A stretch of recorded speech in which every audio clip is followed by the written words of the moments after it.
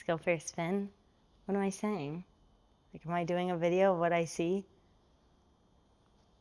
69 Camaro, two-tone, black and blue with this looks to be a light green pinstripe down the side.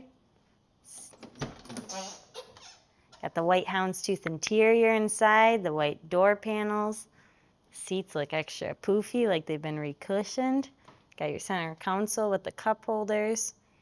Got a pretty killer looking dash that's overcomplicated and cool. The door jambs look to be very nice.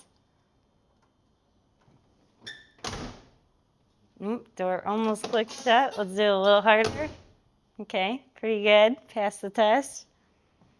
Got some foos wheels with disc brakes up front and back, and they are power disc brakes. Under the hood, we got a 496 fuel injected with power steering and vintage AC. Overall, the paint looks super glossy. We got the hideaway headlights.